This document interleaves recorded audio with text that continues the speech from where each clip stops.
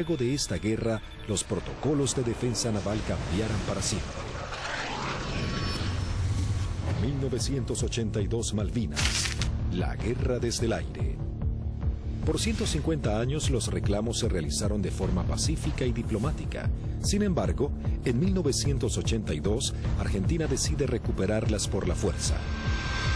Como respuesta, Inglaterra hace zarpar a la flota más grande que enviara contra un objetivo desde la finalización de la Segunda Guerra Mundial. La Royal Navy y sus modernos Harrier enfrentarían a la aviación argentina y bombardearían objetivos terrestres en las islas. Estaba a punto de gestarse uno de los enfrentamientos más espectaculares de la aviación moderna. Los Sea Harrier y los Harrier GR-3 llegaban a la zona de conflicto con el objetivo de dominar la batalla aérea. La mayor ventaja de estos cazas es que despegan verticalmente gracias a sus toberas direccionables. A la enorme experiencia de los pilotos británicos en combates aire-aire, se sumaba que llegaban armados con el misil americano Sidewinder IM-9L, capaz de alcanzar a su blanco, aun siendo lanzado desde cualquier posición. Argentina se preparaba para enfrentar a las fuerzas de tareas británicas con diferentes aviones que había adquirido en los últimos 40 años. Si bien tecnológicamente estaba muy lejos del ejército británico, los pilotos tenían confianza en su desempeño. Había que pensar que el A4, el Skyhawk, era un avión que se compró de un diseño de la década del 50. Es un avión que la Fuerza Aérea lo compró usado en el desierto de Mojave, se le hizo el overhaul y se trajo a la Argentina. Voló aproximadamente 140.000 horas antes de la Guerra de Malvinas, o por ahí. O sea que es un avión que tuvimos muchísima experiencia. La flota de la Fuerza Aérea Argentina estaba compuesta por las máquinas que para el momento eran antiguas. En 1955 había iniciado un plan de renovación de sus cazas y bombarderos pesados. Los primeros que habían llegado al país luego de implementar esta política fueron los bombarderos Canberra, que para aquel momento contaban con un sistema de armas de vanguardia. Y en Inglaterra surgió una polémica, pues había algún sector que quería vender y tener a la Argentina como un cliente de equipo militar, operaciones comerciales que eran muy rentables, muy redituables, pero un sector del Foreign Office se opuso terminantemente porque consideraban que ese era un riesgo y que la Argentina, con aviones como el Canberra, podía o estaría en condiciones de intentar ocupar las posesiones inglesas en el Atlántico Sur y en la Antártida, básicamente las Islas Malvinas, ya en el año 55. La mayoría llevábamos muchos años en la unidad, habíamos tenido un adiestramiento muy bueno, muy adecuado. Para nosotros esto era como participar en uno de los tantos ejercicios que se hacían, ¿no es cierto?, en esa época, y se simulaban operaciones reales, con lo cual teníamos un adiestramiento muy bueno y aparte un conocimiento mutuo entre las tripulaciones muy bueno, ¿no es cierto?, y aparte un espíritu realmente que nunca decayó. En la década de los 60, la Fuerza Aérea adquiere el cazabombardero A4 Skyhawk, de manufactura americana. La Fuerza Aérea Argentina comenzó a recibir sus primeros A4 en 1966 y en 1974 se adquirió un nuevo lote de 25 Skyhawks A4C. La Fuerza Aérea Argentina también contaba con un avión de combate de fabricación nacional, IA-58 Pucará. Una docena de cazas a reacción Mirage 3 que habían sido adquiridos con la finalidad de proveer defensa aérea a la ciudad de Buenos Aires también estaban al servicio de las batallas aéreas. 39 aviones Dagger de origen israelí, su principal función era la cobertura aérea y el bombardero. En 1972, la aviación naval argentina adquirió un lote de 16 Skyhawks A4Q, que fueron destinados a la tercera escuadrilla de caza y ataque con asiento en la base aeronaval de Comandante Espora. La tercera de caza y ataque con Skyhawk había desarrollado numerosas técnicas o tácticas propias para atacar naves a mar abierto. Era una unidad desde ese punto de vista muy experimentada y reconocida inclusive por su capacidad. Estos Skyhawks, a diferencia del A-4B y C, se caracterizaban por ser un sistema de armas capaz de operar desde el portaaviones argentino 25 de mayo. Pero para finales de 1981, los veteranos Skyhawks habían llegado al límite de la vida útil y la escuadrilla estaba a punto de pasar a retiro. Estaba pasando la escuadrilla por uno de sus peores momentos de la historia. Mejor dicho, el peor momento de la historia. 7 de los 10 aviones que contaba la escuadrilla estaban fisurados. Y eso significaba el cambio de las alas para poder seguir volando con seguridad. Algunos se pudieron cambiar, 2 de ellos se cambiaron el ala, pero los otros, los menos afectados, volaron con el larguero fisurado durante todo el conflicto. Y con respecto a los cohetes eyectores de asiento, también se ordenó que mientras durasen las operaciones no se iban a considerar vencidos esos cohetes, así que volamos con los cohetes de eyección vencidos. Así que el material nos encontraba a principios del 82 con solamente 3 aviones en servicio y que podían volar gracias a que la Fuerza Aérea nos había facilitado en préstamo 3 cohetes eyectores de asiento. Eso sumado a las falencias que ya se veían arrastrando de a tiempo, como los cañones de 20 milímetros que se trababan y que nunca fueron cambiados como pedíamos por los cañones DEFA de 30 milímetros que tanto éxito habían tenido los israelíes con su incorporación. Siempre tuvo apoyo la escuadrilla, pero llegaba un momento de transición. La incorporación de los aviones superestandar significaba que se iba a dejar de operar este sistema de armas, donde una escuadrilla que se estaba formando recibía todo el apoyo y la otra escuadrilla que estaba cerrándose de alguna manera. Finalmente, la Armada Argentina acababa de adquirir una nueva tecnología francesa, el cazabombardero embarcado Super Étendard, capaz de lanzar el misil AM-39 Exocet, concebido para ataques a unidades de superficie. La segunda escuadrilla de ataque, aeronaval de caza y ataque equipada con Super Étendard, era una unidad de élite de alta tecnología, pero que recién estaba recibiendo sus aviones y tenía como tarea desarrollar y aprender a utilizar este arma que era muy potente y que no tenía equivalente en la región. También se contaba con un lote de cazas a reacción Air Macchi 326 GB y Air Macchi 339, que tenían la capacidad de poder operar en terrenos desfavorables y pistas cortas. La Operación Rosario, cuyo objetivo fue recuperar el control argentino en las Islas Malvinas, se llevó a cabo en las primeras horas del 2 de abril de 1982. Un grupo de comandos anfibios de la Armada Argentina desembarcó en las islas, redujo a la pequeña guarnición británica y tomó posesión del gobierno.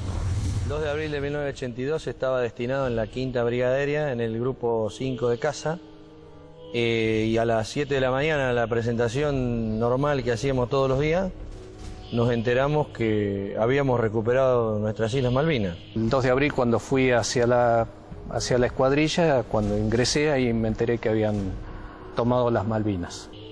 Una sensación de incertidumbre. Así que me encontraba de oficial de guardia y en ese momento recibo la noticia de la toma de Malvinas. Me tomó totalmente de sorpresa. Bueno, yo pertenecía al escuadrón 1A4C, que tenía su asiento en la ciudad de Mendoza. Estábamos haciendo unas prácticas en la base de Río Gallegos. Era una práctica usual que tenía la Fuerza Aérea en aquellos años de desplegar escuadrones, se llamaban escuadrones móviles, al sur de nuestro país, como para que todo el personal estuviera adiestrado y conociendo un área de un posible conflicto. A partir de ese momento nos preparémonos para lo peor. Tras el estupor mundial y el fracaso en las negociaciones, el gobierno de Margaret Thatcher envía su flota al sur de Sudamérica.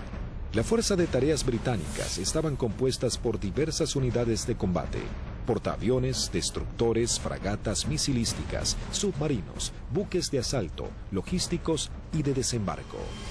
Sorprendentemente y ante la incrédula mirada del mundo entero, Argentina se preparaba para enfrentar militarmente a una de las potencias más grandes del planeta.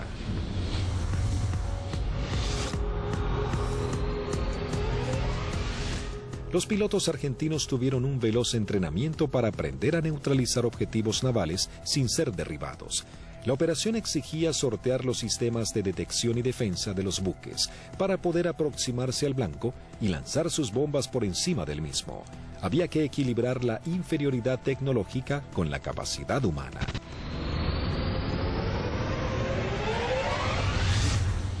Empezamos a buscar la forma de suplir todas las deficiencias que en ese momento contaba el medio aéreo nuestro, que era la 4 Skyhawk.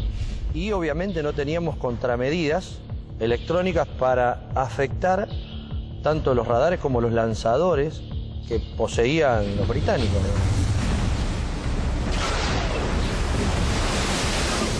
Los misiles que tenían desde 30 kilómetros, desde 20 kilómetros, 15 kilómetros y a partir de ahí cañones o armamento liviano, digamos. O sea, tenían una defensa muy grande para un solo elemento que podía ser un destructor, digamos.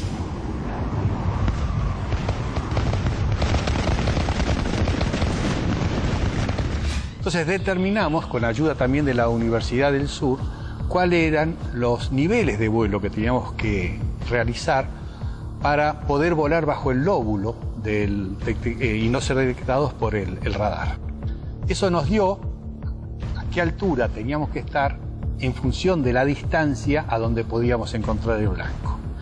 Y en la última parte, ya desde unos 50 kilómetros del blanco, teníamos que volar por debajo de los 15 metros, bastante pegados al agua, para no ser detectados por ese lóbulo. Dentro de los 20 kilómetros ya nos tomaba. Pero esa demora impedía que los sistemas de armas dirigidos por radar pudiesen apuntarnos con mayor anticipación y eso evitaba de alguna manera o demoraba la posibilidad de ser derribados. Los aviones debían volar a escasos metros del suelo, no más de 10 metros a velocidades que oscilaban entre los 900 y 1000 kilómetros por hora. La mayoría no poseía radares y las comunicaciones debían ser mínimas para evitar ser detectados. Las maniobras eran realmente arriesgadas, pero parecía ser la única forma de poder enfrentar a la moderna flota británica. El adiestramiento de vuelo rasante era complejo y arriesgado. En el mar no había ninguna referencia visual de la altura en que se encontraba. Los A4B y A4C no contaban con un radioaltímetro, instrumento fundamental que mide la altura en la que se encuentra el avión con respecto a la superficie del suelo. El instinto y el oficio pasaron a ser herramientas vitales para los pilotos. Durante la práctica le tratábamos de decir al guía que volara más bajo hasta tanto perdiéramos la vista del horizonte mar y ya empezaba a entrar en el efecto suelo, digamos, del mar, digamos, empezaba a cabalgar sobre la turbulencia que producía el aire, digamos, cerca del mar. El armamento que utilizaba la Fuerza Aérea estaba compuesto por diferentes bombas antiguas, paradójicamente de origen británico. Y nosotros usábamos una bomba inglesa, la ANM65A1, de 1000 libras, una bomba de Labro Lincoln, inglesa, de demolición de manzanas, que la devolvimos con muchísimo cariño, y sin costo, como decía alguno. Paralelamente a los entrenamientos y mientras la flota británica se acercaba más y más, la Armada comenzaba una carrera contra el tiempo intentando de poner en servicio 8 de sus Skyhawks. También los técnicos buscaban poner en funcionamiento los escasos misiles Exocet que habían llegado al país antes del retiro francés. Hasta ese momento esta tecnología solo había sido probada en polígonos de tiro por sus fabricantes. Nos dan la orden de la posibilidad de poner a punto el diálogo entre lo que era el sistema nuevo del superestándar con el misil M39.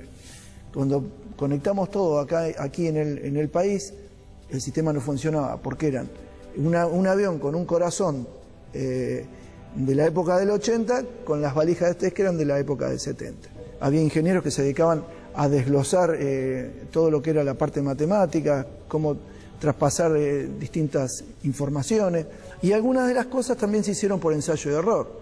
Se iba buscando como un candado a combinación, ¿no? Se iba buscando número por número hasta llegar al número ideal que el misil pueda leer la información del avión. Y bueno, eso nos llevó un tiempo, hasta que un día la valija que reemplazaba al misil nos da que el misil había salido y que todos los parámetros que habíamos colocado estaban incorrectos. Eso ya nos daba un alto porcentaje de seguridad de que el misil por lo menos recibía la información correcta.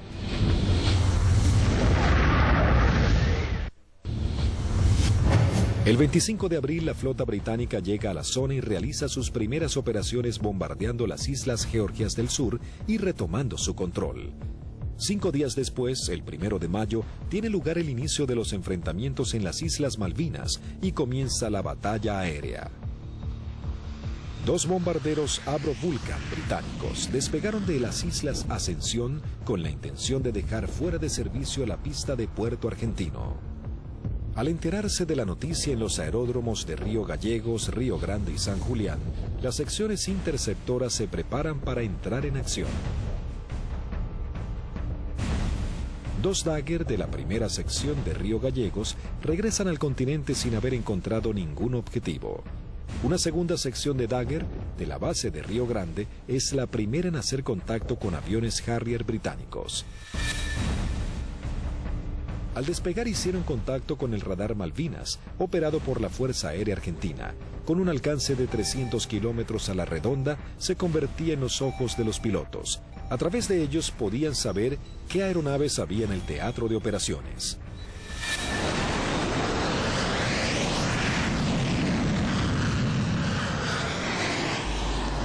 Tienen 2 pichones para ustedes a 120 millas náuticas, 20 grados firme.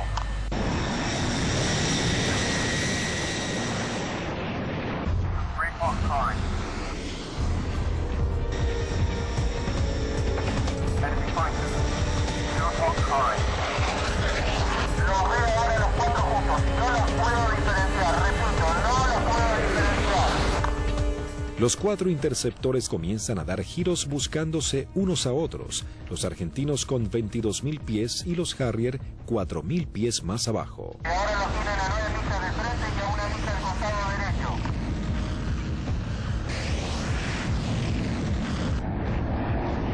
Los Harrier, invirtiendo sus toberas, cambian rápidamente de dirección para enfrentar la amenaza argentina. Ahora los Harrier están enfrentados a ustedes, repito, están enfrentados. Los Harrier se niegan a tomar altura para enfrentar a los argentinos, ya que los Dagger tienen un mejor desempeño en altura. Tampoco los argentinos descienden a donde el Harrier corre con ventajas. Por esta razón no se produjo combate alguno. Esa misma tarde se produce la primera baja cuando el primer teniente Ardiles, en uno de los Dagger, armado con misiles Chaffir y cañones, pone rumbo solitario a las islas. Dirigido por el radar Malvinas, a un eco se acerca a su misión, sin saber que en realidad se aproximaba a una trampa mortal. Lo que erróneamente el radar detectó como un objetivo eran 2 Sea Harriers en formación cerrada. Al descubrir la amenaza argentina, uno de los Sea Harrier se coloca como señuelo, mientras el otro maniobra para colocarse por detrás.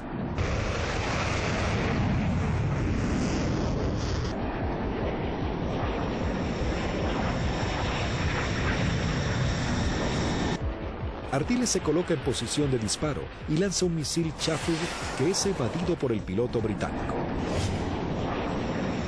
En esos segundos decisivos, el segundo Harrier logra colocarse detrás del avión de Ardiles y acciona su disparador lanzando un misil contra el Dagger. El piloto argentino no pudo eyectarse. Tras patrullar la línea de la costa, 3 Dagger de la base aérea de San Julián prosiguen hacia Puerto Argentino. Antes de llegar se encuentran frente a 3 buques británicos que están bombardeando el área. El destructor y las 2 fragatas abren fuego contra los aviones argentinos sin poder alcanzarlos. En ese momento el capitán Di Meglio lanza sus bombas sobre el destructor. Luego los Dagger inician el escape mientras una patrulla de Harrier va a su encuentro. Los aviones británicos abortan inmediatamente su ataque cuando dos Dagger armados con misiles se interponen entre ellos y la escuadrilla para facilitar el escape de los argentinos. El 1 de mayo habían comenzado las hostilidades y ambos bandos mostraban todo su poderío y el valor de sus pilotos. Era el bautismo de fuego para la Fuerza Aérea Argentina.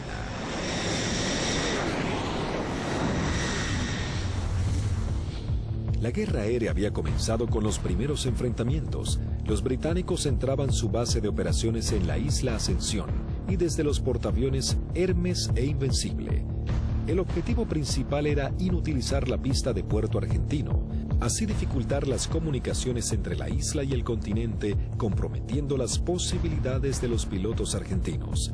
La pista fue desde ese momento uno de los blancos principales de los Vulcan y los Harriers británicos.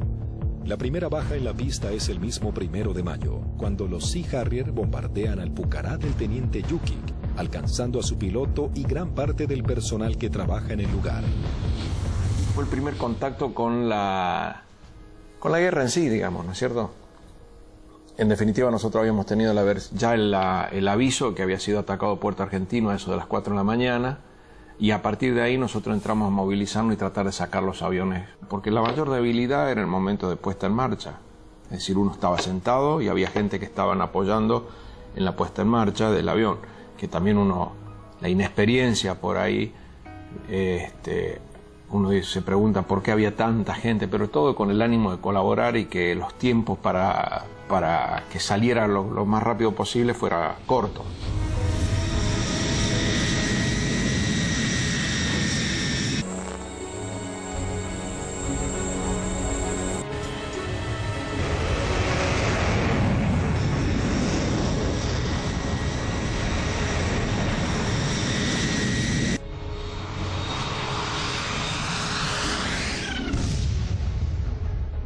Desde armeros, de suboficiales técnicos, electricistas, todo dando vueltas alrededor del avión, que casualmente, desgraciadamente, es el avión donde impactan y casi todos ellos fallecen. A partir de allí, los arribos a Puerto Argentino eran muy arriesgados. Entonces llegamos a Puerto Argentino el 17 de mayo al atardecer. Y me sorprende cuando llegamos porque no hay nadie recibiéndonos. Aeropuerto fantasma, no había absolutamente nada. Veía el cráter, estaba lleno de esquirlas, y mientras estaba mirando eso, de pronto veo una camioneta que se empieza a acercar a la distancia de la cabecera opuesta. Para la camioneta, se baja un conscripto y me dice: corra jefe, que hay alarma roja. Y empezamos a sentir ruidos de turbinas y se aproximan 2 Harriers. Y habríamos hecho unos 30, 40 metros cuando miro a la derecha y explota una bomba en la cabecera 26, un poco más alejada, unos 100 metros de la cabecera 26. Los Harrier pasaban, hacían la PAC, la patrulla aérea de combate en San Carlos, y a la vuelta con una bomba de 1000 libras en el medio, tiraban la bomba y se volvían. O sea que la cantidad de alarmas rojas era muy abundante. El 2 de mayo, el submarino nuclear británico Conqueror hunde al crucero Ara General Belgrano.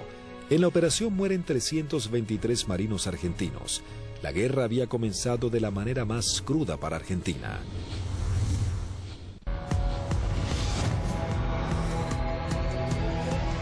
Mientras Argentina buscaba reponerse del hundimiento del crucero General Belgrano y los británicos comenzaban a familiarizarse con el lugar y el clima adverso de la región, la guerra del aire se encrudecía cada vez más.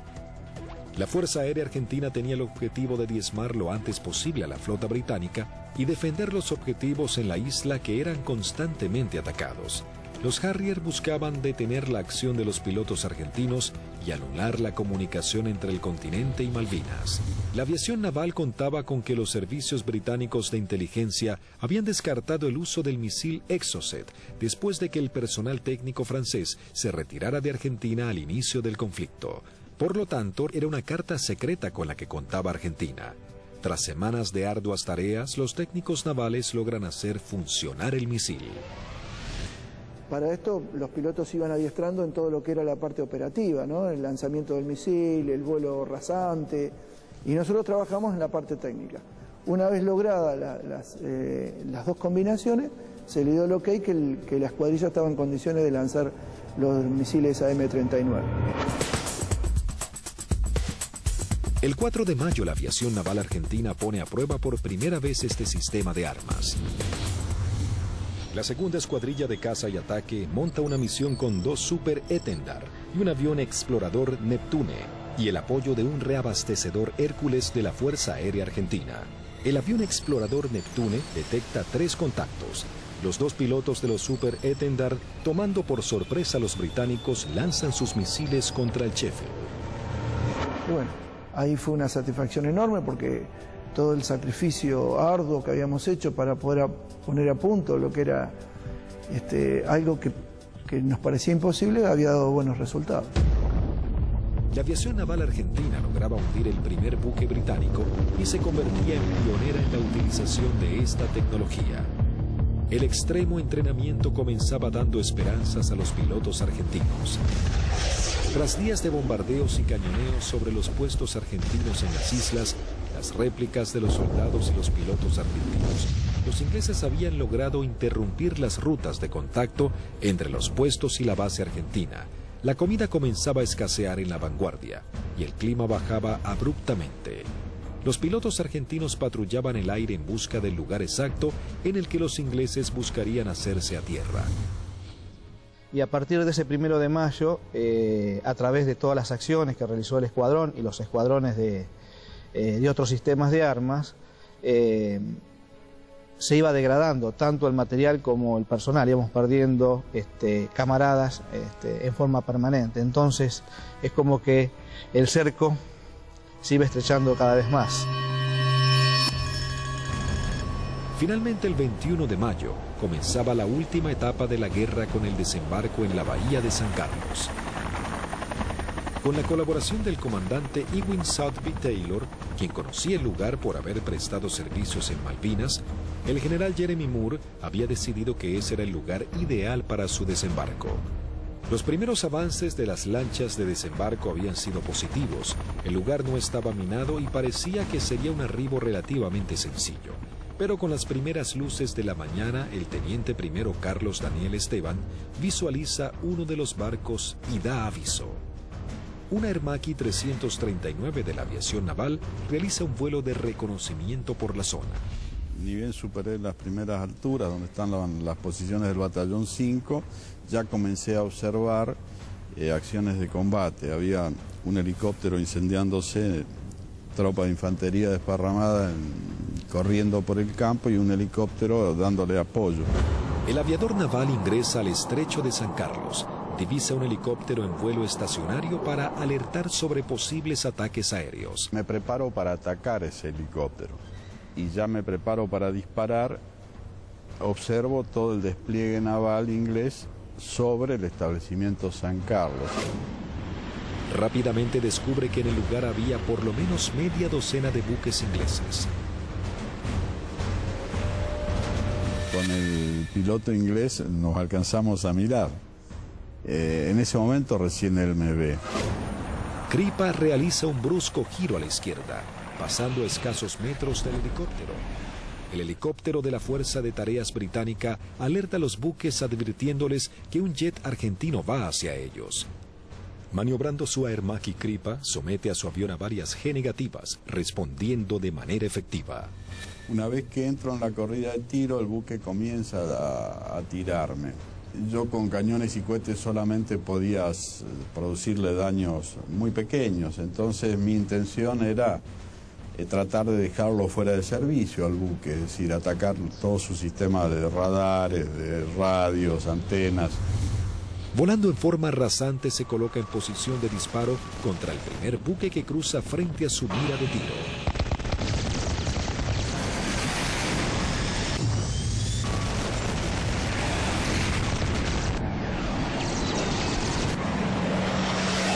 Tuve que recobrar muy fuerte mi avión con mucha fuerza para no pasar y cortar sus antenas. Una vez realizado el ataque, Kripa vuela entre medio de toda la flota británica. Las unidades ni los efectivos abren fuego por temor a impactarse entre ellos y el piloto argentino logra escapar. Entonces voy escapando sobre la península esta hasta salir del alcance de tiro de ellos y de ahí teóricamente tenía que volver, pero pensaba que si volvía a Puerto Argentino y decía que había muchos buques, nadie iba a pensar que había la cantidad que yo había visto.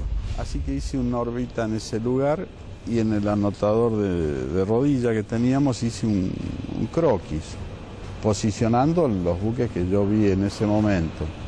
Escuchamos que se aproximaba el Kripa con el avión. Yo cuando voy aproximándome pedí que fueran preparando armamento. Cortó motor y el avión seguía desplazándose cuando ya se había bajado. Y ahí comentó todo lo que había visto, muy a las apuradas obviamente. Me cargan en una camioneta y me llevan al comando a que yo pase la información que tenía. Tras su arribo al aeropuerto de Malvinas y pasar un informe detallado de la situación, todas las unidades aéreas de la Armada y la Fuerza Aérea Argentina se preparan para realizar ataques a los objetivos navales que se encuentran en la zona de desembarco. 30 minutos después llegó el primer ataque del continente compuesto de una formación de 6 Dagger. El objetivo es el Antrim. Una de las bombas no estalla y queda alojada en la popa de la embarcación. Así logran dejarlo fuera de combate. En este ataque también es averiada la fragata Broadsword con disparos de cañón.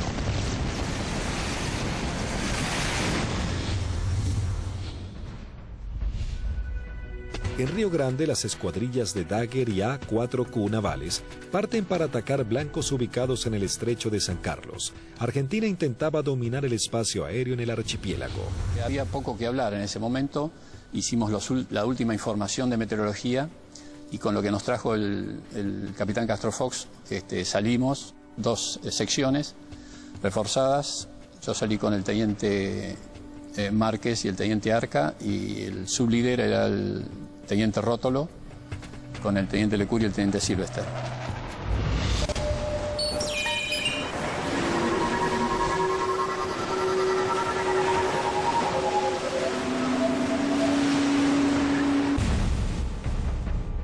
Tres Dagger logran atacar a la fragata Arden lanzándole sus bombas de 500 kilogramos. Una de ellas explota en la popa dañando seriamente un helicóptero Sea Lynx y su sistema de defensa.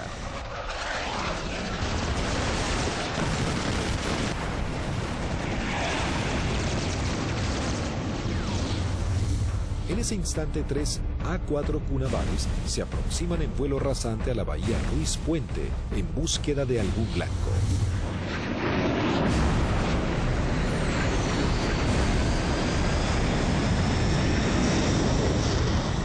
Había lluvia, chubascos, techos bajos y poca visibilidad, condiciones totalmente desfavorables en caso de encontrarnos con algún buque inglés, porque su radar y su sistema de detección de blancos nos iba a ver y lanzar los misiles mucho antes que nosotros los viéramos a él.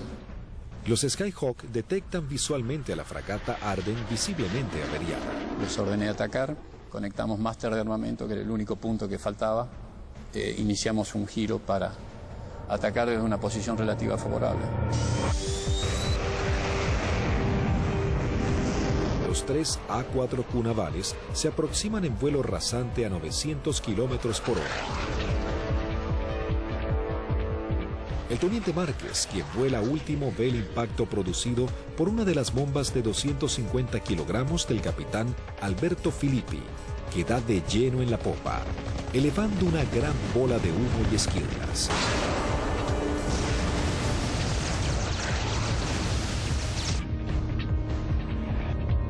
Comienzo un giro hacia la izquierda y le digo a mis numerales que nos escapamos por la misma, quiere decir que regresamos a base por la misma. 2 Harrier que habían despegado del portaaviones Hermes para patrullar el área del sur del estrecho de San Carlos ven las explosiones sobre la popa de la fragata Arden e inmediatamente se lanzan en picada para prestar apoyo. Y escucho la voz del teniente Márquez que dice Harrier, Harrier.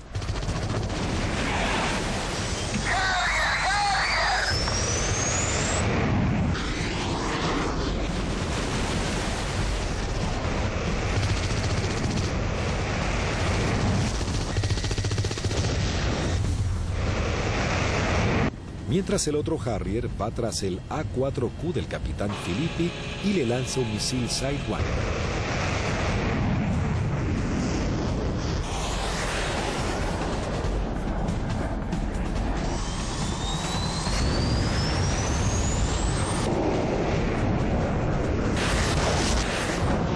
En ese momento escucho una explosión muy fuerte. Se sacude todo el avión, empieza a encabritarse con la nariz hacia arriba y girando hacia la derecha. Miro hacia la derecha, estaba girando y veo un Harrier que se aproxima como para un remate demasiado cerca para mi gusto.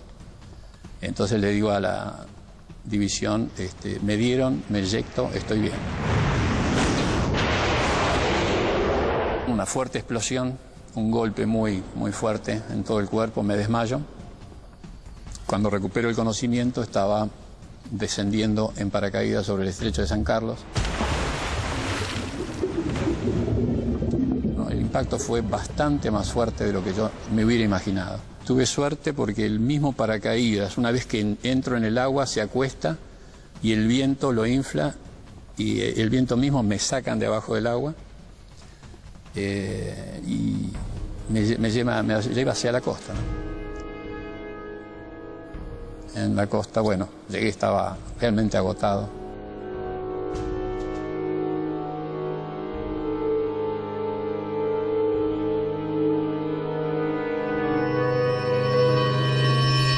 La fragata Arden, con daños de importancia, también es señalada como el blanco de la nueva escuadrilla que se acerca a la zona. Llegamos al borde de la bahía y vimos un destructor en el medio, una fragata para nosotros tipo 21 en el medio del canal, y esa fue la que señalé y esa fue la que atacamos. El teniente Rótolo dice a babor y vimos a lo que después supimos que era la Arden en el medio del canal, del estrecho. Y sobre eso giramos inmediatamente. Y ya pegado al agua practicamos un zigzagueo que hacíamos bastante violento a baja altura para evitar que los controles de tiro nos pudieran concentrar el tiro sobre nosotros.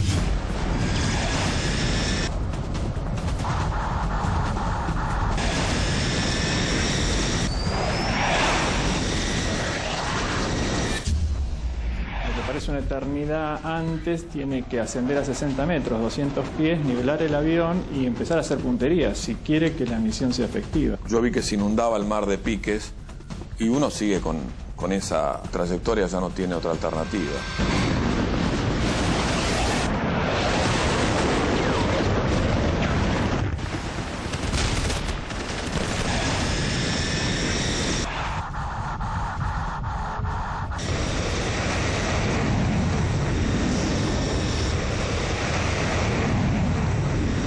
Yo vi el lanzamiento de teniente Rótolo, horquillando el blanco, 2 bombas antes, 2 bombas después, y sobre las columnas de sus explosiones, de la explosión de sus bombas, lancé yo las mías.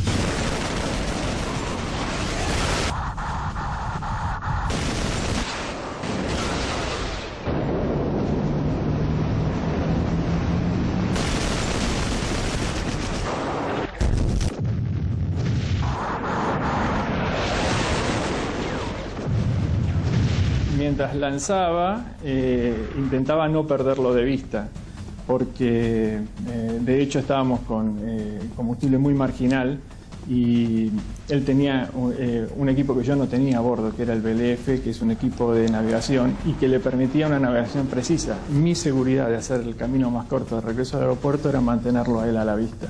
A pesar de todo el fragor del ataque, alcancé a decirle, rompo por derecha y me voy por el morro del costado.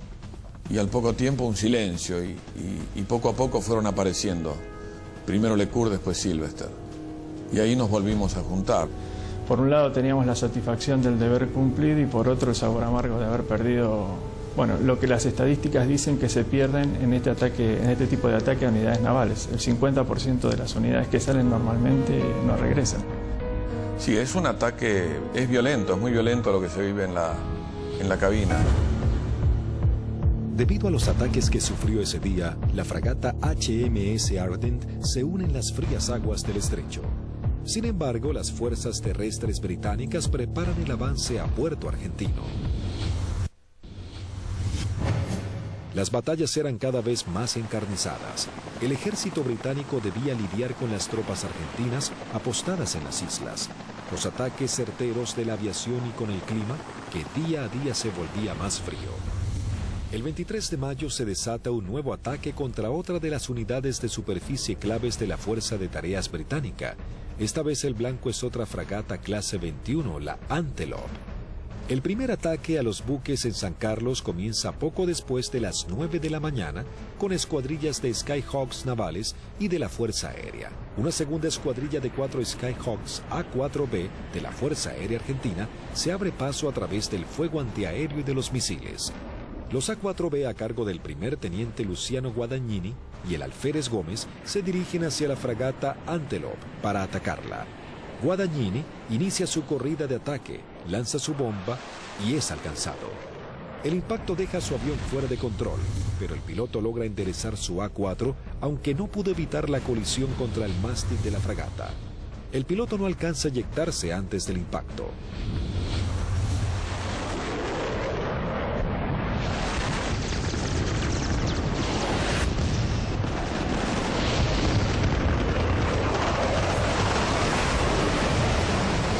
La bomba continuó su trayectoria y quedó alojada en la banda de estribor sin explotar.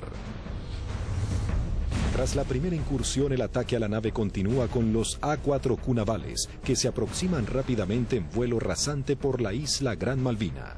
Pude recorrer bien pegado al terreno en la isla Gran Malvinas y llegamos lo que vendría a ser el cordón muy bajo que hay, pero de unos 450 metros de altura.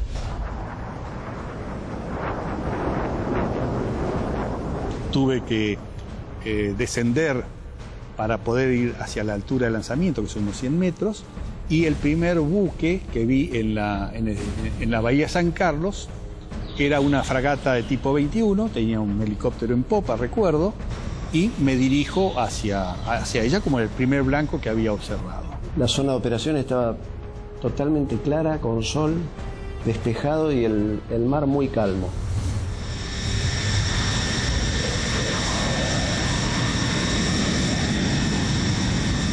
Todo era como en las ejercitaciones que siempre hacíamos con flota, un buque que simulábamos el ataque, el buque que nos apuntaba, pero esta vez en vez de apuntarnos tiraba también. Inmediatamente que entramos a la bahía, empezaron a tirar. Y tiraban ya de tierra, se veían los fogonazos, sobre todo de la derecha y del frente.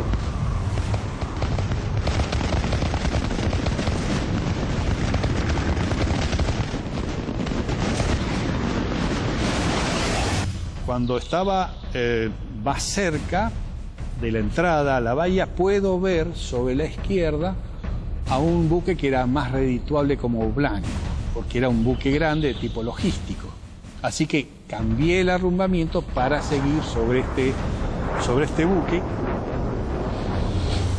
un momento dado quise tirar cañones porque tiraban de todos lados y salieron 2 disparos y se me trabaron los cañones. Así que me quedé con las bombas nada más. Veo que desde la proa del buque sale una especie de bengala que reconozco que era un misil, y el misil era un Sicat, que venía en forma así errática hacia mi avión.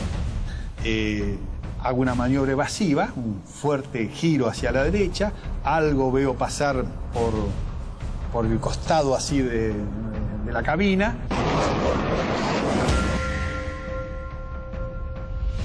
Pero evidentemente el misil ese me había sacado en la corrida de puntería, que si bien no me derriba, logra el objetivo de que yo no pueda lanzar con mayor precisión las bombas, y evidentemente mi salva fue larga.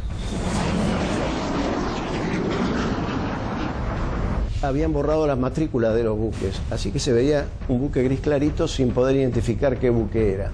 Cuando paso lanzo, bueno, eran 2000 libras de peso que largaba en un instante, el avión hace una cabreada, quiere subir, impido que suba y cuando miro adelante estaban tirando de todos lados.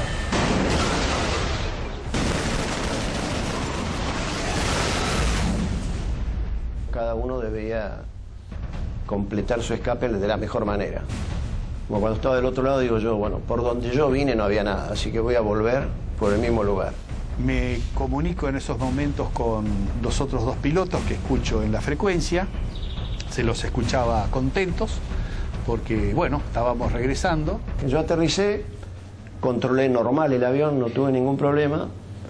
Cuando llego al extremo de pista, aterriza su bizarreta, pero él venía con las 2000 libras de bombas, revienta una cubierta en el aterrizaje y se empieza a ir de pista. Y ahí se eyecta y, bueno, fue una eyección fallida. Termina falleciendo a raíz de la eyección. Así que cuando salgo a los 600 metros, tenía la pista adelante, me dicen que aterrice del lado derecho, le pregunto por qué, me dicen que aterrice del lado derecho nuevamente, reafirman y bueno, cumplo esa orden de aterrizar sobre el lado derecho y en la carrera de aterrizaje veo que había un A4 que estaba en pilón, apoyado sobre la nariz, en el tren principal de la nariz y sin la cabina.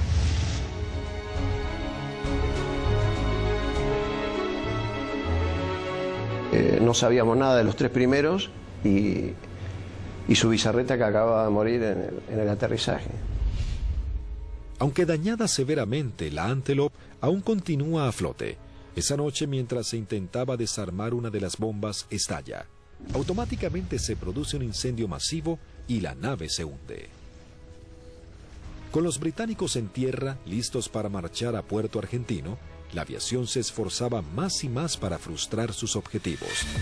Por las noches, los Canberra arrojan bombas pesadas para hostigar blancos en las áreas donde las tropas británicas poseen puntos fortificados de artillería, logística y puestos de mando. Se usó la táctica, digamos, del tiro a gran altura, pero auxiliado por el radar.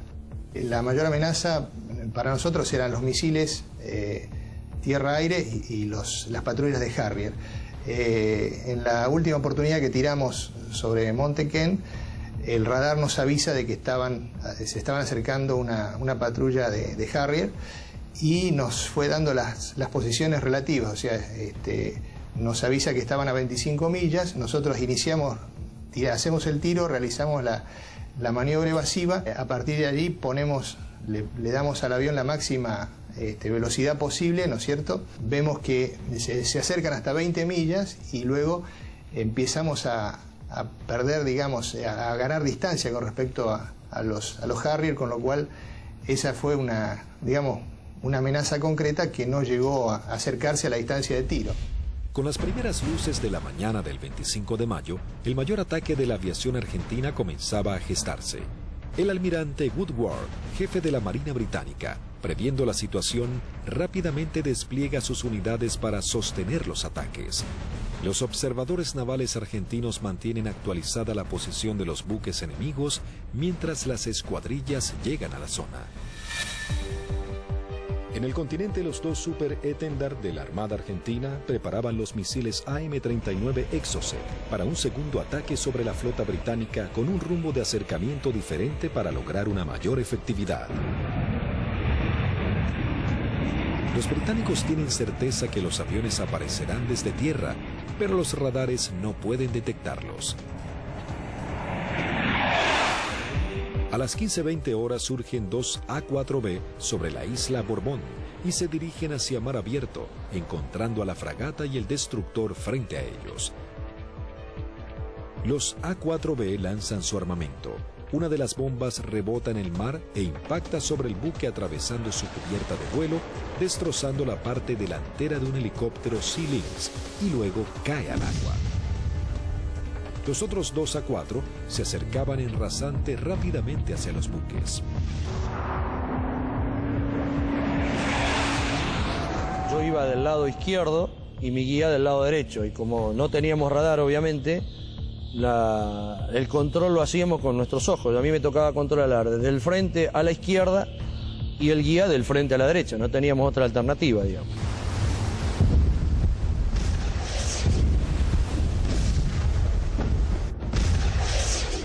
y le digo a la izquierda están, así como estaba mirando, le digo a la izquierda están al guía y saco la vista y lo miro para ver qué iba a hacer. Acuérdense que nosotros veníamos bien pegados al agua, rasante. Veo al guía, lo miro y la maniobra que hace él es instantánea. Cuando escucha una sugerencia que le digo a la izquierda están, pone viraje a la izquierda violentamente buscando el blanco.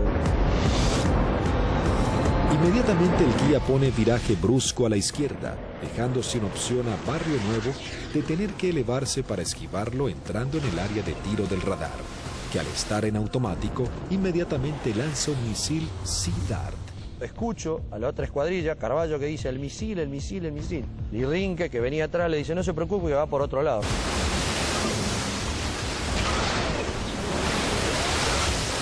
Claro, no iba para ello. Salía hacia la derecha para nuestros aviones, digamos, y para mi avión. Entonces.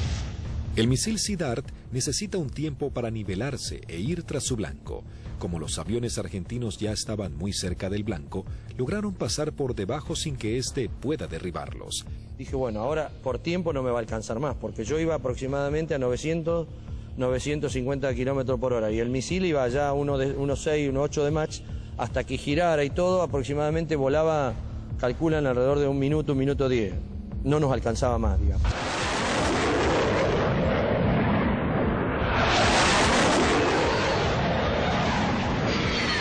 Yo lo veo al guía porque le iba formando un poquito más atrás, unos 50, 100 metros más atrás, y veo perfecta las bombas cuando la lanza y impactan a no más de 1 metro del agua.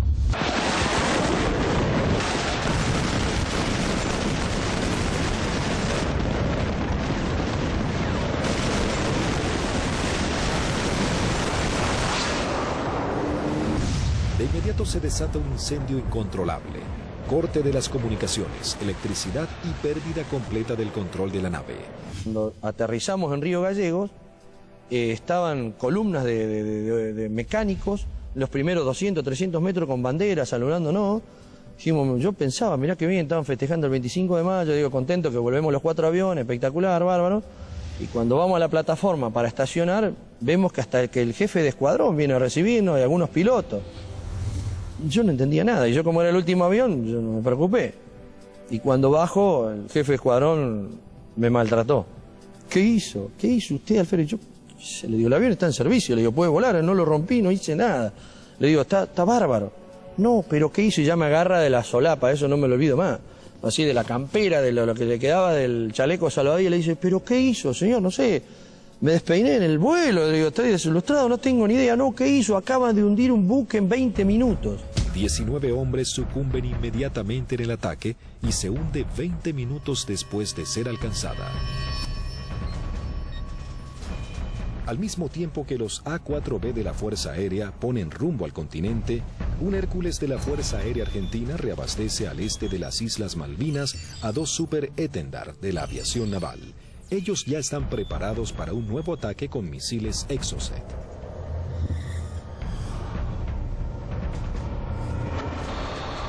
A unos 60 kilómetros de la flota británica, los Super Étendard detectan varios ecos en sus radares. Eligen los más grandes y mientras toman altura de lanzamiento, los datos son transmitidos a sus misiles de manera automática.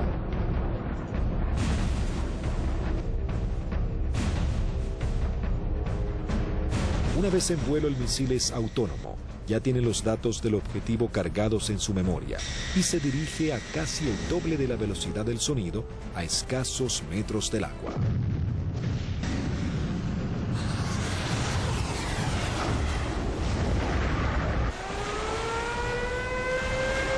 Nuevamente los británicos lanzan una alerta de combate. Los navíos ordenan despegar helicópteros con equipos para señuelos antimisil. Uno de los Exocet impacta en el buque e inmediatamente se desata un incendio que destruye elementos vitales para la operación anfibia que se desarrolla en San Carlos.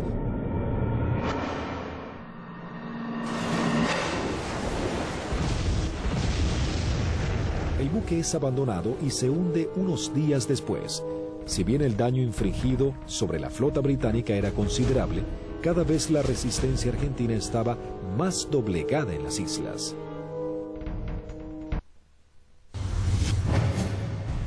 La guerra llegaba a su nivel más desesperante con las bajas temperaturas. Las tropas británicas se preparaban para avanzar por tierra. Sin embargo, los soldados argentinos apostados en las islas no cedían posiciones y los bombardeos aéreos azotaban a la flota británica. Las fuerzas argentinas, visiblemente cercadas en Darwin, resistían con el apoyo de la aviación. El 28 de mayo se proyectó atacar a las posiciones inglesas con los aviones IA-58 Pucará, que desde el 21 de mayo estaban asentados en Puerto Argentino. Conocíamos bastante la zona porque era en la zona misma donde nosotros habíamos operado antes, es decir, a los alrededores de lo que habíamos utilizado como campo de aterrizaje nuestro, era en la zona donde ya estaban los ingleses aproximándose hacia el pueblito donde estaba la base, digamos, lo que quedaba de la base. Yo alcanzo a ver algo que se mueve, levanto y hago una ráfaga de cohetes, siento una voz en la frecuencia de mi radio que me dice desde tierra en Darwin, siga tirando que están ahí, siga tirando que están ahí. Y ahí empiezo a sentir dos disparos también que me empiezan a impactar en el avión. El Pucará, si tiene alguna cosa, es la maravilla del gran poder de absorción de impactos, digamos, porque la manera que yo sentía que me pegaban, digo, me van a desarmar el avión. Yo trato de salir, como los impactos que me pegaban eran casi todos del lado derecho, quiero salir virar el avión hacia la izquierda y ahí el avión ya no me responde. Bueno, entonces ahí tomo la decisión de eyectarme. Muy bajo, yo ya estaba, creo que no más de 15, 20 metros del suelo. La sensación de estar colgado en un paracaídas no la tengo porque fue como si hiciera un salto desde un techo al suelo, porque fue todo demasiado rápido. Tengo grabado en la memoria que pasa el avión abajo mío todavía y el agujero a través de la cúpula por donde había salido el asiento. Y todavía que le siguen tirando porque se ven trazantes que van hacia el avión. No vi si el paracaídas se abrió, no sé, no supe nada. Ya me encontré en el suelo y enredado intenté salir corriendo y ahí me enredo en los cordones del paracaídas, que caigo, me vuelvo a levantar y tratándome de sacarme el paracaídas y pues ahí ya me agarran dos ingleses, me apuntan y se me acabó la historia, digamos. Con las bajas temperaturas, los plazos eran cada vez más cortos y los ingleses buscaban generar un desenlace rápido. La Fuerza de Tareas británica intenta cerrar su cerco sobre Puerto Argentino. Para lograr este cometido se organiza un desembarco anfibio apoyado de unidades navales en la zona de Puerto Fitzroy el 8 de junio. La Fuerza Aérea Argentina recibe la información del movimiento de dos buques de desembarco británicos. Rápidamente se preparan para lo que sería el día más negro de la flota. Se lanzan desde el continente dos escuadrillas de A-4B, dos de M5 Dagger, listas para el ataque a objetivos navales, y una tercera armada con cañones para diversión. La primera escuadrilla de A-4B divisa y bombardea el buque de desembarco Sir Galahad. También se bombardea la costa en donde los ingleses comenzaban a llegar.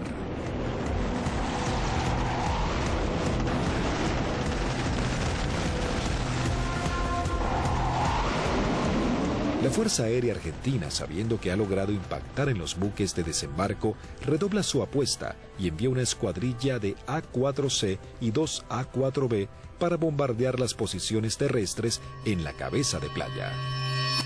El día 8 de junio se me avisa por la mañana temprano de que, bueno, era uno de los seleccionados para que esa tarde, a través de un avión Learjet, pudiéramos volar hacia Mendoza y poder visitar a nuestras familias.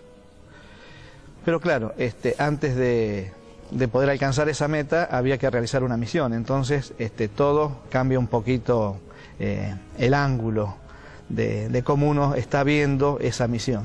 Por supuesto que nadie hablaba, ¿no? Todo en ese momento estaba muy consustanciado con sus cosas íntimas, recordando a la familia, bueno, recordando a algunos camaradas que también habían caído. Así que, bueno, uno ya, ese es el último momento que uno tiene como para pensar en uno mismo y en pensar en sus familiares. Siempre nos despedíamos de los compañeros que se quedaban y el abrazo era interminable y como si fuera la última vez, ya que no éramos kamikaze, como nos dijeron, sino que teníamos conciencia de los riesgos y que las chances siempre eran muy escasas para sobrevivir. Una característica que teníamos siempre en nuestra unidad es que el personal de mecánicos que preparaba nuestros aviones y armaba nuestros aviones se ponía siempre al costado de ambos lados de la pista, con banderas argentinas, con los trapos que limpiaba el avión, con lo que tuviera, con la campera, como para saludarnos y darnos ánimo. A las 15 horas parten hacia las islas las primeras 2 escuadrillas de A4B compuestas por 3 aviones cada una. Por diferentes inconvenientes, deben regresar 2 aeronaves al continente y debido a que solo un avión cuenta con el instrumento navegador, se juntaron todos quedando una formación de 4 Skyhawks. Previo abastecimiento, llegaron hasta las islas, donde descendieron a escasos metros del mar para no ser detectados. Aquí fue la primera complicación que observé. Al hacer control de combustible antes de entrar en la zona de combate, me di cuenta que había uno de los tanques externos que no me había transferido todo el combustible de ese tanque, con lo cual ya el combustible que tenía sabía que no me iba a alcanzar para regresar al continente. Pero como estábamos muy próximos a la zona del ataque, decidí continuar. La sección ingresa a la isla Soledad con una formación escalonada sorteando la variada geografía del lugar para evitar ser detectados por los radares. Los pilotos saben que no cuentan con el factor sorpresa y que serán recibidos con un intenso fuego antiaéreo. Realmente dantesco, a pesar de que ya teníamos todos experiencia de que nos tiraran, pero era dantesco ver la cantidad de proyectiles 20 milímetros, 30 milímetros, artillería antiaérea y misiles de diversos tipos. Los A4 sobrepasan las defensas aéreas y se dirigen rumbo a Bahía Agradable. En ese momento sucede algo inesperado para Sánchez. El numeral 4 lo sobrepasa, quedando él en 4º lugar. Inmediatamente yo traté de acelerar mi avión para volver a tomar la posición que yo tenía inicialmente en la formación. O sea, trataba de alcanzarlo a Vázquez pasándolo por la derecha. 2 Sea Harrier del Escuadrón 800 giran en círculo sobre Fitzroy. Uno de los pilotos ve aproximarse un avión en vuelo bajo desde el sudeste e inmediatamente le avisa a su compañero. En ese momento, no sé por qué razón, se me ocurrió darme vuelta a la izquierda de mi avión y mirar detrás del avión. Y lo que se veían eran impactos de proyectiles atrás de mi avión, inmediatamente en la cola, y se levantaban surtidores de aguas, varios piques detrás de mi avión. Sánchez, sin saber quién era su atacante, decide continuar con su maniobra para lograr colocarse tercero en la formación. Cuando está sobrepasando al alférez Vázquez, Bolsan, el líder, encuentra al lanchón de desembarco saliendo del seno Choi Seul. Cuando la ve, inmediatamente pone viraje y el resto de los aviones lo siguen, con lo cual los 3 aviones se me vinieron encima mío. Ninguno se había dado cuenta que yo venía tratando de ocupar mi posición, con lo cual los tuve que saltar por arriba, evitándolos. Tomé altura, lo cual siempre era un riesgo, porque evitábamos tomar altura en la zona del combate, porque era un tiro al pato, decíamos, de cualquier avión o cualquier buque que anduviera en la zona. Ante la atónica mirada de los pilotos británicos, los 3 Skyhawks inician su corrida ataque hacia el lanchón. El numeral 2, teniente Juan Arraras, logra impactar de lleno la embarcación con sus bombas, ignorando la presencia de los aviones Sea Harrier. Hay algo que me llama la atención a mi derecha y a unos 500 metros veo 2 Sea Harrier a la misma altura que yo, bien formaditos, paralelos, un poquito más retrasado el segundo avión. El guía era David Morgan y el numeral Smith. El Sea Harrier lanza su primer Sidewinder hacia el avión de Arraras. e inmediatamente Sánchez da la alerta. Cuando vi eso, que lanzó el misil, les doy la voz de alerta a mis compañeros, o sea, misil en el aire, 2 Sea Harrier. Arraras es impactado por un misil en su parte trasera, dejándolo fuera de control. Si bien se eyecta, no logra sobrevivir. El Harrier arremete contra el segundo A4. Tiene en su mira al avión de Vázquez. Lanza su misil impactándolo de lleno y sin que pudiera eyectarse.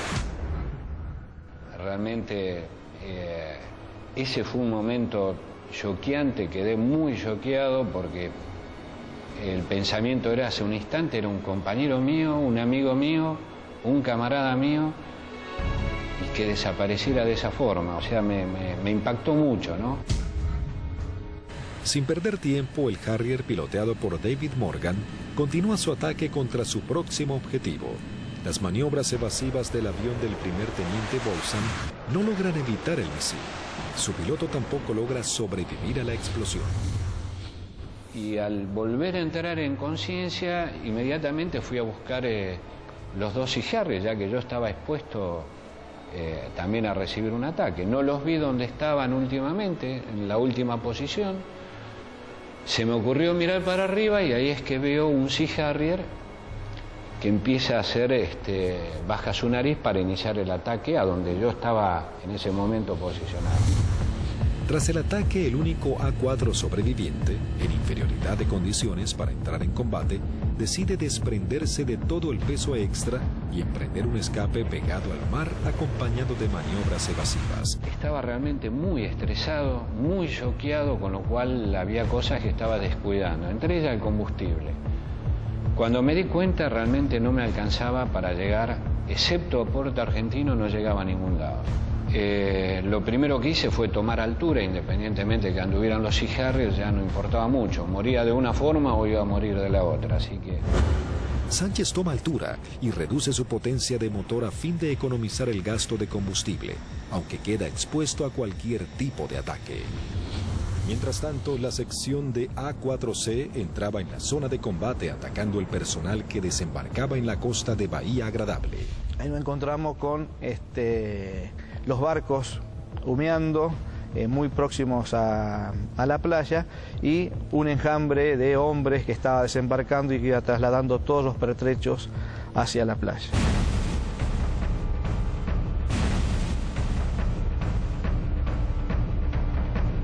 A partir del momento en que nos visualizaron, comenzaron a disparar tanto con armas livianas como con los misiles Blue Pie, que son misiles transportados por un hombre.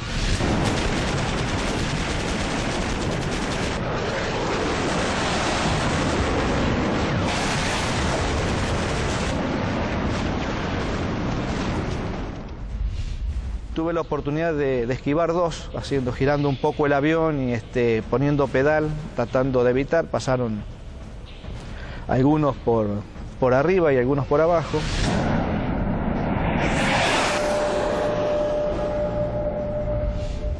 Siento también una explosión en la parte delantera de mi avión, que bueno, puede ser algún misil que me haya tocado, pero pude seguir operando, lancé las bombas y en el momento en que giro a la izquierda veo a mi numeral que está escapando hacia la izquierda con una luz roja que lo está siguiendo. Cuando giro hacia el otro lado veo al numeral del capitán Caffarati también con otro misil en la cola y le vuelvo a gritar, pero hace caso omiso, pero era a través o por el problema que yo tenía de mi equipo de radio. El Skyhawk del teniente Sánchez se encontraba expuesto en altura, con sus cañones trabados y sin combustible para llegar a la base. Toda su escuadrilla había sido derribada y no había sobrevivientes. De la decisión del piloto podría salvarse, caer prisionero o congelarse en medio del mar. Mientras tanto, en algún lugar sobre el océano Atlántico, el teniente Sánchez decide arriesgarse e ir en busca del Hércules reabastecedor, descartando la idea de regresar a las islas para eyectarse y ser tomado prisionero. Cuando vamos camino al reabastecedor, escucho la voz del, en aquel momento, el teniente Sánchez, el Pipi Sánchez, que había sido uno de los únicos sobrevivientes del ataque anterior. Tenía una última oportunidad, si el reabastecedor, el avión Hércules, se había quedado en la zona, me quedaba una chance más. Con lo cual le hice el llamado en la frecuencia de reabastecimiento, me contestó. Las comunicaciones eran dramáticas porque yo estaba desesperado. Así que le pedí por favor que si me podía ayudar, necesitaba reunirme con él y que me diera combustible. Él me daba indicaciones de posiciones geográficas, pero yo al no tener mi equipo de a bordo, porque solamente algunos aviones lo transportaban, no tenía forma de ubicarlo geográficamente. Escuchar la voz de él en forma casi desesperada, llamando al avión Hércules, al reabastecedor, para que lo pudiera alcanzar. La tripulación era el vicecomoro Cano y el capitán Rubik. Realmente, si le debo la vida a alguien es a ellos. Siempre digo que son mis segundos padres. La situación era que la última vez que vi el indicador de combustible no me quedaban más de 400 litros, que prácticamente no da para nada, realmente no daba para nada. Con lo cual dejé de verlo porque lo único que hacía era producirme más estrés por no estar acoplado al Hércules. La tripulación del Hércules, en un gesto heroico, se aproxima bastante a las islas y le da la tranquilidad de decirle, quédate tranquilo, pibe, que ya estamos yendo para allá.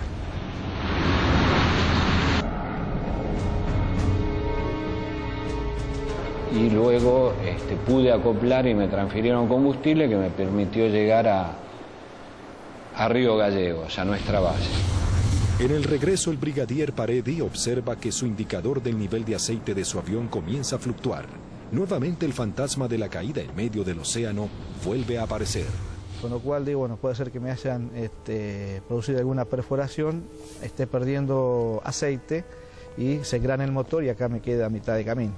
Lo único que atiné fue a sacar mi libreta de control de procedimiento, donde tenía una foto de mi señor y mis hijos, para echarle una última mirada, para decir, bueno, por lo menos están en mi recuerdo hasta último momento.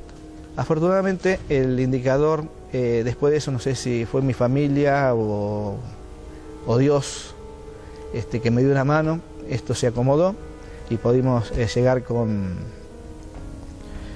felicidad a la base San Julián.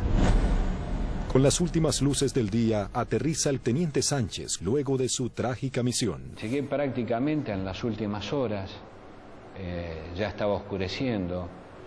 Me impresionó mucho en el momento que llegué a plataforma, choqueado, transpirado, mal, estresado, ver los mecánicos de mis 3 compañeros que no iban a volver, que los estaban esperando. Así fue como terminó ese día. Lamentablemente los 3 compañeros míos murieron, 2 fueron derribados por David Morgan y 1 por el Smith, volando sin largo. Habían logrado detener un desembarco clave para las fuerzas de tareas británicas, las misiones cada vez más peligrosas y dejaban en claro el poderío de la aviación argentina.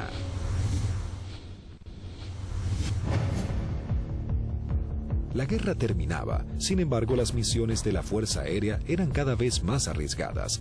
El 13 de junio, a horas de finalmente firmar la dimisión argentina, comienza a tomar forma un ataque que podría haber cambiado el curso de la batalla final por las Islas Malvinas. El día 13 de junio, que fue ataque objetivo terrestre, en principio cuando comenzó el conflicto del Atlántico Sur, los pilotos teníamos cierta aprehensión a los ataques a objetivos navales, ¿no? Porque la fragata tenía de todo para defenderse. Cuando fue avanzando el conflicto y llegamos ya casi a los finales y los ingleses ya tenían buenas posiciones tomadas en tierra, realmente se complicaba el ataque a objetivo terrestre porque estaban las defensas terrestres, las aéreas y encima las navales, había que sortear todas. Pero realmente era para lo que habíamos estado preparados toda la vida y creo que esa fue una misión en la cual los ingleses estuvieron sorprendidos de cómo nosotros llegamos al corazón del Estado Mayor, que estaba en Monte Dos Hermanas, al pie del Monte Dos Hermanas. 2 escuadrillas de A4B del Grupo 5, armados con 3 bombas retardadas por paracaídas, toman parte de la última misión de combate de la Fuerza Aérea Argentina. La acción es osada y peligrosa: atacar y destruir el comando del Estado Mayor británico del general Jeremy Moore, jefe de las fuerzas británicas. En esa misión volamos casi unas 350 millas, un equivalente a unos 700 kilómetros, rasante. Iban tan bajos, tan rasante, que el chorro de los aviones quedaba marcado en el agua. Entonces me resultaba más fácil seguirlos. Y ahí escuchamos al radar Malvinas, que salió en frecuencia y preguntaba: ¿hay alguien en frecuencia? Fue la primera vez que en mucho tiempo que el jefe de escuadrilla rompió el silencio de radio, el capitán Varela, y dijo: los nenes. Muy bien, dice radar Malvinas. Yo tengo, no los tengo, pero tengo una PAC al norte, 2 aviones, etcétera, etcétera. Tengo una al sur, tengo una al oeste y tengo una al este. Le volvió a preguntar al capitán: ¿usted nos ve? El radar Malvinas le dijo: no. Entonces ellos tampoco. A las 12 horas del mediodía, las 2 escuadrillas ingresan al área de Malvinas para dirigirse a su blanco. Cuando estábamos sobrepasando el acantilado, vimos que estaba posado ahí un helicóptero, un Sea Lynx, británico, que son los que lo usaban ellos como de vedores. Y yo pienso que ese helicóptero informó la posición nuestra, informó la entrada nuestra a la isla. Inmediatamente de eso, el radar Malvinas empezó a dirigir al aire, dar todos los movimientos de las PAC. Todas las PAC iban concentrándose hacia el lugar de nuestra ruta. Los A4B toman vuelo rasante máximo, en formación cerrada, pegándose contra el terreno para evadirse de los Harrier que venían a derribarlos. El jefe de escuadrilla observó un soldado inglés con su casco y su fusil que subía una colina y lo encontró de frente al avión. Evidentemente estábamos volando muy bajo. Varela iba como siguiendo el terreno, volando bajo, y por momentos se perdía de vista. Cruzamos esa pequeña loma y por delante nuestro había un campamento muy prolijo con unos shelters y una veintena de helicópteros aterrizados en ese sitio, y un despliegue de gente. Los 4 Skyhawks logran sortear el terreno y llegan al corazón del Estado Mayor británico. Hasta que escucho tirar, dice Varela, tirar. Y veo ahí veo los fogonazos de los 4 bombardeos que hicieron cada uno de los aviones. Los A4B se dirigen directamente al cuartel general y lanzan sus bombas. En medio del caos e improvisando la defensa, el general Moore escapa del ataque. Pude ver el impacto de los helicópteros en marcha y el impacto de los cañones nuestros, una mancha marrón que iba pegando en cada uno de las puertas del helicóptero. Yo era la primera experiencia que tenía de haber tirado tan cerca. Incluso uno de los helicópteros despega y, digamos, nos pone el rotor de frente al avión. La segunda escuadrilla, al mando del teniente Cepera, entra en acción realizando un segundo ataque sobre los cuarteles de Moore. Cuando yo veo ese escenario, ordeno a mi escuadrilla tirar en ese lugar, ya sobrepasado el ataque de Varela, más adelante. Tiramos las bombas y bueno, vamos a salir. Yo salgo, sigo la línea de vuelo y venía un helicóptero, un Sea-King, cruzando de mi derecha a izquierda. Y empecé a disparar a ojo, pero como la munición es trazante, me quedaba marcado por dónde iba la munición, entonces yo veía y movía el comando como para que barrerlo al helicóptero con la munición.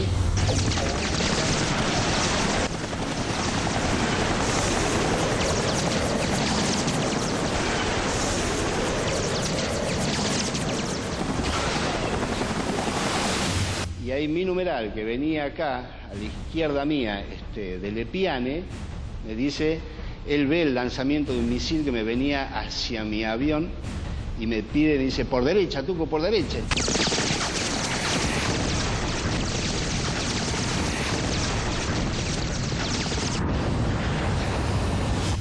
Decidimos salir en forma individual, atravesando las islas, con regreso al continente, proa San Julián. Los A4B emprenden su regreso al continente volando rasante. Algunos de ellos con averías deben ascender para economizar combustible. Las situaciones individuales de los pilotos se vuelven complejas. Utilizo mi avión y veo a mi derecha, abajo a mi derecha, una sombra de un avión, de un perfil de un avión. Es decir, uy, es un Harrier. Me viene siguiendo un Harrier. Entonces ahí empiezo a hacer maniobras evasivas de viraje de máxima performance, de mucha G, tanto para izquierda como para derecha. Izquierda para derecha. Y cada vez que nivelaba el avión, veía, estaba la sombra. Digo, pero este Cristo no se va. Digo, ¿cómo hago para sacármelo de encima? Miraba por el espejo, miraba por el otro espejo, miraba para atrás, parecía una lechuza, daba la vuelta a la cabeza así, miraba por un lado, miraba por el otro y estaba la sombra ahí. Era mi avión, era la sombra de mi avión. Empecé como a tranquilizar yo mismo, me hablaba, me decía, tranquilízate Tuco, porque así no podés seguir, no podés, estaba muy nervioso, estaba como que por momento temblaba, no sé, una sensación muy rara de ese momento vivido ahí. El numeral 2 de la escuadrilla que nos seguía empezó a perder combustible, notar que perdía combustible en forma muy grande. Ese fue el alférez de Lepiane. Otro momento terrible de esa misión, cuando el piano me pregunta si qué hacía. Imagínate, el alférez me dice que voy al reabastecedor o me eyecto en la isla. Una decisión que yo, por más jefe de escuadrilla que fuera en ese momento, yo no la podía tomar porque estoy decidiendo sobre la vida de un camarada y de un amigo. Era muy difícil. Dije, piano, encomendate en Dios, pedile a Dios que te ayude y decidí vos, no me lo pidas a mí, por favor, decidí vos. Ya sabíamos que como estaba y con las transmisiones que recibíamos no volvía al continente, entonces le pedimos al reabastecedor que lo fuera a buscar. Y él veía que a medida que se iba buscando a la coordenada donde nos canta, donde estaba el reabastecedor, él veía su indicador de combustible bajar más, me decía, tengo 500, tengo 300, tengo 200, yo decía, no llega a nada, no te busca nadie, no te rescata nadie, en medio del Atlántico no te rescata nadie. El comandante del Hércules, vicecomodoro Lee 30, escuchando los pedidos de Lepiane, decide ir hacia él aún sabiendo que puede ser derribado por misiles británicos. Ahí en ese momento el piano lo ve al Hércules, él estaba arriba del Hércules y hace el viraje y se le tira al Hércules. Pensá que era un alférez, tenía muy pocas horas de vuelo y creo que debe haber sido el tercer reabastecimiento de él.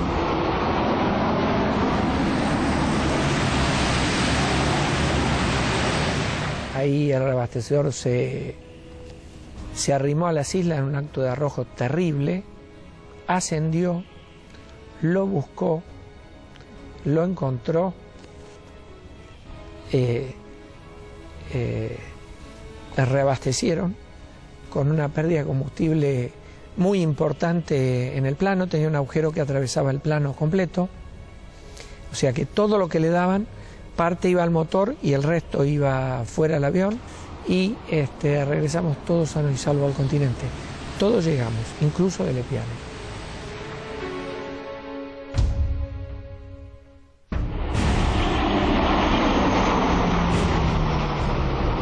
Ese fue un factor importantísimo en el desarrollo de la guerra, el tema del reabastecimiento.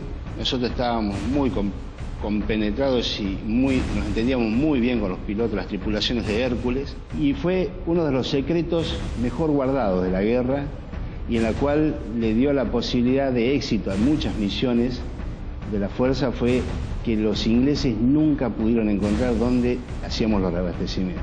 Buscaron por todos lados, nunca encontraron un Hércules haciendo reabastecimiento. Las misiones extremadamente peligrosas en las que se embarcaban los pilotos eran los últimos actos heroicos de una guerra que ya llegaba a su fin. El 14 de junio de 1982, las tropas británicas finalmente ingresan en Puerto Argentino y se firma la rendición argentina. El general Mario Benjamín Menéndez, jefe de las guarniciones argentinas en las islas, le informa a su par británico que solo puede responder por sus unidades en Malvinas. El general Moore insiste en la necesidad imprescindible de interrumpir las acciones y Menéndez le reitera su falta de control sobre la Fuerza Aérea y la aviación naval, pero le garantiza que no efectuará ningún pedido de misiones. Moore comenta sus experiencias en San Carlos y Monte Kent, donde noche a noche eran bombardeados por los Canberra, y agrega que el día anterior había salvado su vida por un minuto al ser atacados por aviones A-4B. El conflicto deja a los británicos con su flota desmantelada y no es posible proseguir con las operaciones navales. En ese momento, si alguien le pone un valor en números, y un avión que no valía más de $50.000, y una fragata CL-42 valía $550 millones puesta en el puerto. O sea que si uno hace números, realmente no resiste mucho análisis. La guerra económica la ganó la Fuerza Aérea Argentina, desde ese punto de vista, ¿no? Y la Armada con sus A4, porque eran aviones viejos que nadie calculó que tenían la capacidad de hacer el daño a una de las primeras flotas del mundo. Bueno, creo que hicimos bien los deberes. Hicimos aquello para lo cual estábamos adiestrados y creo que lo hicimos bien. Yo creo que esa es la demostración más grande del profesionalismo y de la cadena que hace que ese hombre, en definitiva el último eslabón, llegue y cumpla con su objetivo. Pero hay un montón de gente atrás y que todos han demostrado ampliamente su valía y convencimiento por la fuerza y en definitiva por la nación. El escuadrón, a pesar de que tuvimos muchas bajas, tuvo el espíritu y las ganas de seguir combatiendo y defender algo que era nuestro.